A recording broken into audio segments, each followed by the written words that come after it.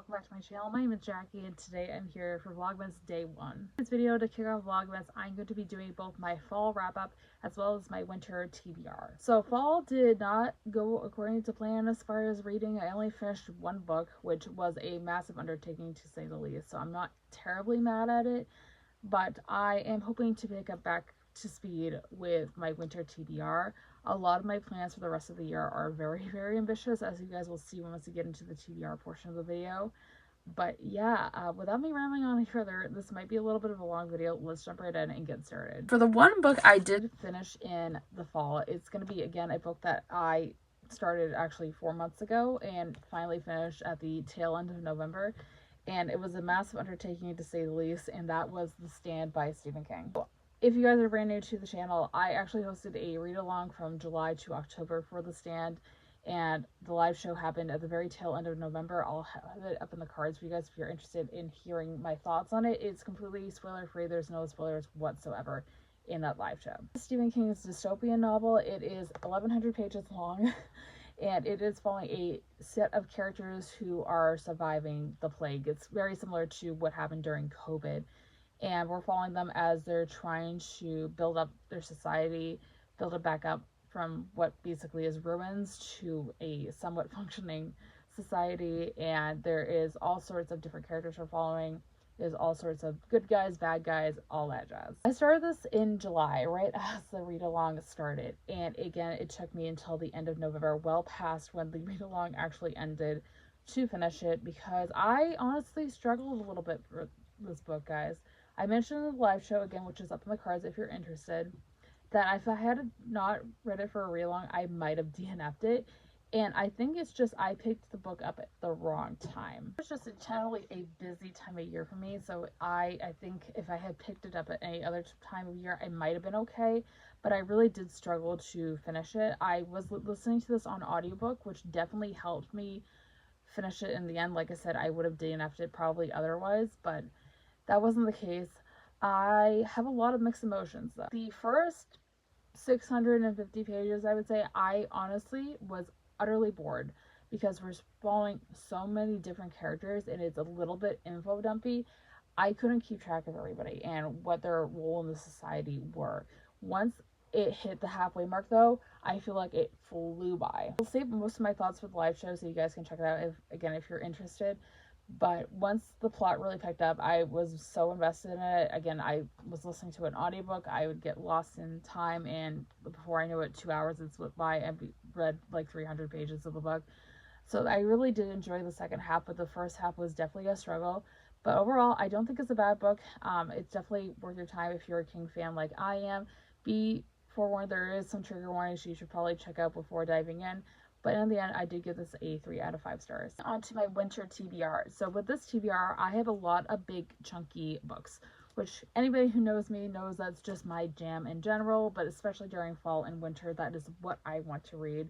So I have some fantasy, I have one contemporary, I have a mix of fantasy and science fiction, so let's dive in. The first book on my TBR for winter is actually one I've already started. I started it again 4 months ago in July, and I really need to get back into it, and that is Mistborn: The Final Empire by Brandon Sanderson. Like I said, I started this 4 months ago, and I'm only halfway through. It's not the book's fault. Again, summer was just really, really busy for me.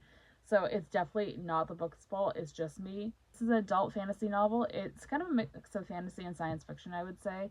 We are following main characters who live in a society where there is people who are called Mistborn. They are able to ingest certain metals and they get power from them. And we're following a couple of them as they're living in a society where the bad guys won the war. And they're just trying to bring down the bad guys, basically, and bring the good guys back into power. But I'm a little over halfway through, and I am really, really liking this. Again, it's just a matter of time got away from me. I was focusing a lot on The Stand over the summer, so that's why I haven't finished it yet. But I am really enjoying it. I love Brandon Sanderson's writing style. I love a good chunky fantasy book. This is also the first in a series. There is technically 6 books, but they're 2 different trilogies following 2 different characters. So I Cannot wait to finish it. You guys are also going to be seeing a reading vlog sometime next week for me reading this book for the first time. So stay tuned for that, but I cannot wait to finish it. We have a book that makes me a little nervous to read because of the content, and that is A Little Life by Hanya Yangahara. I've seen everywhere on BookTube for the past almost 10 years, if not longer, since before I even joined BookTube. And I honestly am a little worried going in. Adult contemporary, we are following 4 college classmates who are best of friends, and they moved to New York in search of fame, and we're following primarily the character of Jude, who is a man scarred by unspeakable childhood trauma. That's really all I know. I've been hearing about this book since before I even joined BookTube, which is going on 10 years now, which is absolutely insane. And I am worried because I heard this is going to make me absolutely sob my eyes out. And I don't normally cry in books. There's been maybe 5 books in my 10 years here on BookTube that have actually made me cry. So that is saying a lot. I've heard people absolutely love this book. I've heard some people absolutely hating it. So that says something. It's also a National Book Award finalist. So that's saying a lot. Obviously, it's gotten rave reviews. Again, even with the mixed ones I've heard thrown in there, but I am excited but nervous to dive into it when I get to it. We have another popular book here on BookTube, and that is The Fifth Season by N.K. Jemisin. I don't know a ton about, honestly, guys. It's just one that I've tried to avoid spoilers for, but I'm excited to dive in. It is adult dystopian. I could be wrong. I know it's science fiction for sure. And it is following the aftermath of an earthquake, I believe. And all I'm going to say is what it says on the back here. It says, it starts with the Great Red Rift, which I'm assuming is this earthquake, and then it says it starts with death, with a murdered son and a missing daughter, and then it starts with betrayal and long dormant wounds rising up to fester. That's all I know. A lot of people absolutely love this book. I've heard nothing but fantastic things about this series as well as the author's other series, so I am beyond excited to dive in. Book on this TBR, again, another popular one here on BookTube, is The Rage of Dragons by Evan Winter. This one, again, I don't know a ton about it, but I'm going to read what it says on the back, and that is been compared to Game of Thrones meets Gladiator, which I did read Game of Thrones not too long ago and absolutely loved it. So that's a good sign already. And then it says, a world caught in an eternal war, one young man will become his people's only hope for survival.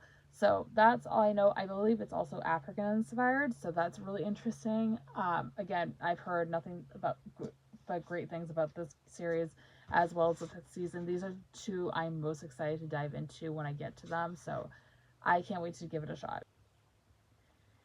And as always, all my social media links are linked down below if you guys would like to follow me on any of those. And with all being said, I hope you guys have a fantastic rest of your day, and I'll see you guys tomorrow for Vlogmas Day 2.